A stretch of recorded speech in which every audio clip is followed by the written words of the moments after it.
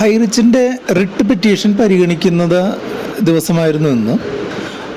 അവർ മുൻപ് ലിസ്റ്റ് ചെയ്യാത്ത കേസായിരുന്നിട്ട് കൂടി ഒരു സ്പെഷ്യൽ പ്രൊവിഷനിൽ അവർ ഇന്ന് ഹൈക്കോടതിയിൽ റിട്ട് പെറ്റീഷൻ പരിഗണിക്കാനായിട്ട് കൊടുത്തിരുന്നു. എ ജെ ദേശായിയുടെ ബെഞ്ചിൽ, അതായത് ചീഫ് ജസ്റ്റിസ് ആയിട്ടുള്ള എ ജെ ദേശായിയും വി ജി അരുണും അവരുടെ ബെഞ്ചിലാണ് സംഗതി വന്നത്. സംഗതി ഇത് പരിഗണിച്ച് തുടങ്ങിയപ്പോൾ ഉണ്ടായിട്ടുള്ള കാര്യമാണ് ഇവിടെ ജഡ്ജ്മെൻ്റായിട്ട് കാണിച്ചിട്ടുള്ളത്. Today when the matter was called out, learned counsel for the appellants seeks permission to withdraw the writ appeal. അതായത് ഇന്ന് ഈ കേസ് വിളിച്ച സമയത്ത് ഈ അപ്പീൽ കൊടുത്തിട്ടുള്ള അവരുടെ വക്കീലന്മാർ റിട്ട് പെറ്റീഷൻ പിൻവലിച്ച് അതിൽ നിന്ന് പുറത്തു പോകാനുള്ള ഒരു ആഗ്രഹം പ്രകടിപ്പിച്ചു. Permission is granted and the writ appeal is dismissed as withdrawn. അതായത് ജഡ്ജിമാരെ അവർ പിൻവലിക്കാനുള്ള പെർമിഷൻ കൊടുക്കുകയും അതോടുകൂടി ഈ കേസ് വിഡ്രോ ആവുകയും ചെയ്തു എന്നുള്ളതാണ്. അപ്പോൾ കേസിൻ്റെ ഇപ്പോഴത്തെ അവസ്ഥ ഡിസ്മിസ്ഡ് ആസ് വിഡ്രോൺ, അതായത്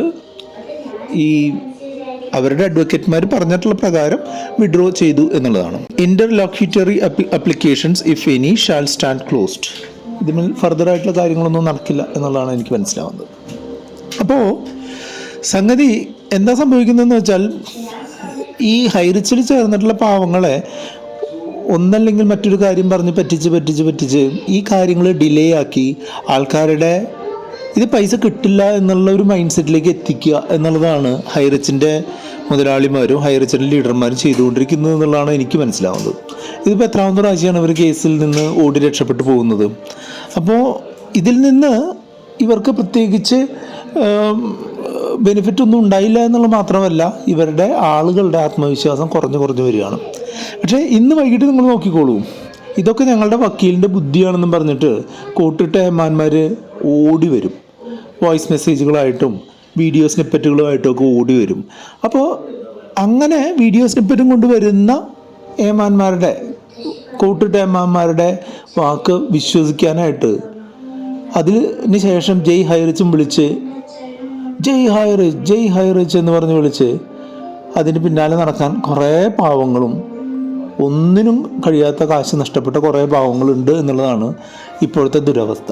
എന്തായാലും നിങ്ങൾ പൈസ കിട്ടാനുള്ള മാർഗ്ഗങ്ങൾ എന്താണെങ്കിലും നോക്കിക്കോളൂ, അല്ലാതെ ഇവർ കേസ് ജയിച്ചിട്ട് നിങ്ങളുടെ പൈസ കിട്ടും എന്നുള്ള ഒരു പ്രതീക്ഷയും വേണ്ട എന്ന് വീണ്ടും നിങ്ങളോട് അഭ്യർത്ഥിക്കുകയാണ്. എന്തായാലും ചേരാത്ത ആളുകൾ ഈ നേരായ മാർഗത്തിലൂടെ അല്ലാതെ ഇവരുടെ വാലറ്റിലുള്ള പൈസ കൊണ്ട് ലീഡർമാർ ക്യാഷായിട്ട് പണം വാങ്ങി ആളുകളെ ചേർത്തുന്നുണ്ട് എന്നുള്ളൊരു അറിവ് കിട്ടും. അത്തരം തട്ടിപ്പുകൾ ഒരു കാരണവശാലും വീഴരുത് എന്ന് വീണ്ടും നിങ്ങളെ അഭ്യർത്ഥിച്ചുകൊണ്ട് വീഡിയോ നിർത്തുകയാണ്. തുടർന്ന് വീണ്ടും കാണാം.